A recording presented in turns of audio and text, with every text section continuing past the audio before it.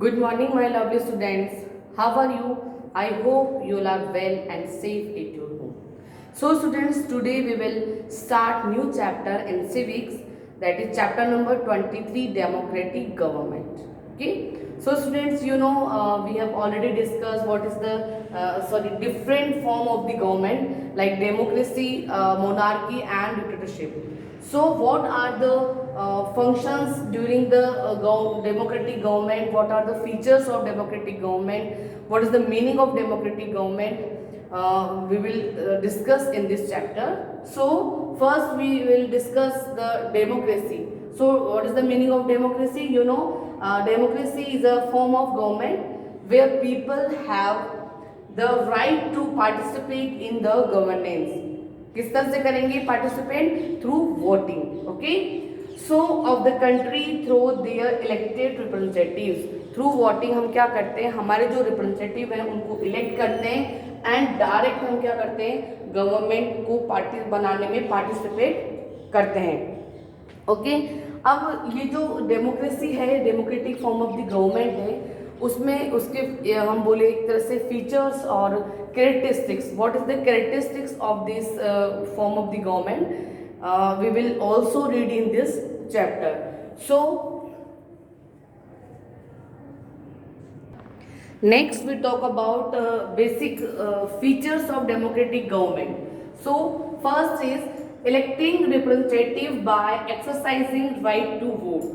Through right to vote we are elected the representative and that are form our government and वो work किस तरह से करेंगे, हमारे वेलफेयर के लिए.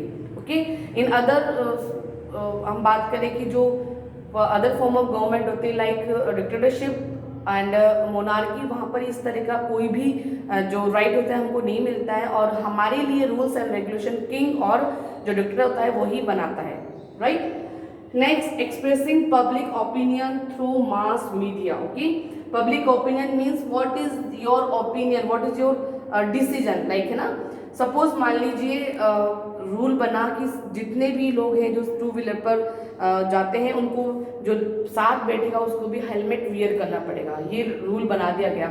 तो आप लोगों ने देखा होगा कि पब्लिक ओपिनियन ले जाती है. मीन्स मास जो है, जो बहुत सारी नंबर ऑफ द पीपल है, लाइक उनका क्या ओपिनियन है, वो क्या सोचते हैं इस बारे में, क्या मत है उनका, क्या वो एग्री है और वो डिसएग्री है. तो इसके लिए उनका वोटिंग होती है. लाइक आपके मोबाइल पे भी इस तरह से मैसेज आते हैं, ऑनलाइन वोटिंग भी होती है. आपने पेपर, न्यूज़पेपर के अंदर भी एक कॉर्नर देखा होगा, उसके अंदर भी जो पब्लिक ओपिनियन होती है उसके लिए वोटिंग होती है. यस, नो, आप टिक लगा के आप जो नंबर दिया गया पर्टिकुलर उसको सेंड कर देंगे. इससे आपकी ओपिनियन गवर्नमेंट तक चली जाएगी और क्या सोचते हैं उस रूल के बारे में, आप क्या, आपका क्या डिसीजन है, आपका क्या ओपिनियन है, तो वो पूरा किसके लिए होगी, मास मीडिया के थ्रू. ठीक है. बहुत सारे नंबर ऑफ पीपल्स उसके लिए एग्री है या उसके लिए डिसएग्री है. सो पब्लिक ओपिनियन वाली जो ये कैरेक्टरिस्टिक्स है वो भी एक डेमोक्रेटिक गवर्नमेंट में ही पॉसिबल हो सकती है. Then freedom of speech and expression, freedom to practice any religion freely, freedom to move with their in the country, all are the rights provide in only democratic government. Okay. वहाँ पर हमको अपनी जो बात है वो उसको एक्सप्रेस करने की फ्रीडम है. हम हमारी कंट्री में कहीं पर भी बिना रोक टोक आ जा सकते हैं, नो बाउंडेशन. ठीक है. इसी तरीके से हम किसी भी रिलीजन को फॉलो कर सकते हैं. किस तरह का हमारे पर प्रेशर नहीं है कि आप पर्टिकुलर किसी रिलीजन को फॉलो करेंगे. तो ये सारी जो कैरेक्टरिस्टिक्स है वो किसमें होती है, ओनली डेमोक्रेटिक गवर्नमेंट में. सो इसके बारे में हम स्टडी करेंगे. नेक्स्ट, जितने भी कॉन्फ्लिक्ट होते हैं उनका रिजोल्यूशन होता है और सबसे बड़ी बात इक्वलिटी एंड जस्टिस भी प्रोवाइड करवाया जाता है डेमोक्रेटिक गवर्नमेंट में. इक्वलिटी मीन्स जो भी आपको अपॉर्चुनिटी दी जा रही है वो इक्वल है. इसमें कोई डिस्क्रिमिनेशन नहीं, no discrimination on the basis of caste, creed, economic base, religion, colour of your skin. Okay. इस बेसिस पे आपके पास किसी तरह का डिस्क्रिमिनेशन नहीं होगा. सभी पीपल्स को, जो सब लोग इंडिया में रहते हैं, उनको इक्वली इक्वलिटी और फ्रीडम, जस्टिस प्रोवाइड किया जाएगा. ठीक है.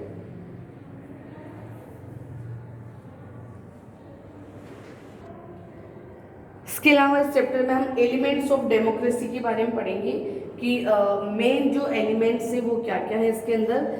लाइक जो इलेक्टिव रिप्रेजेंटेटिव होते हैं वो किस तरीके से चूज करते हैं, इलेक्शन कमीशन के बारे में हालांकि हमने पहले पढ़ रखा है, फिर इसके अंदर इलेक्शन कमीशन के बारे में पढ़ेंगे और क्या है हमारे जो पार्टिसिपेशन का वे है, इसके अलावा कोई अदर वे भी है क्या पार्टिसिपेशन का, या फिर जो वोटिंग राइट है उसका किस तरीके, जैसे किसी को नहीं उसका राइट मिल रहा हो वोटिंग के लिए तो हम किस तरीके से उसके लिए आवाज़ उठा सकते हैं, या कौन से क्राइटेरिया है, क्या बेसिस है जिसको कि हम वोटिंग के लिए रखते हैं। सो आपको पता है कि universal adult franchises means 18 years above and 18 years above जितने भी ह्यूमन बींग्स हैं वो सभी को क्या राइट मिला हुआ है, वोटिंग का।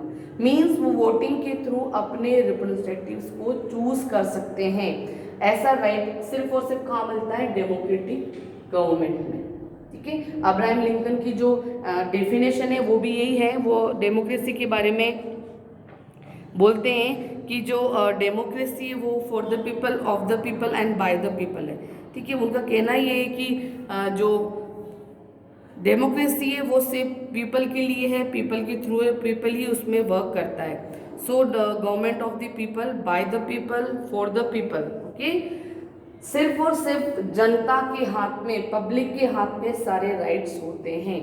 ठीक है, अब उसका मतलब ये नहीं आपको फ्रीडम दी गई है, उसका मतलब ये नहीं कि आप फ्रीडम का मिसयूज करें, वहां पर फिर बाउंडेशंस आप पर लगा दी जाती है थ्रू गवर्नमेंट। ठीक है,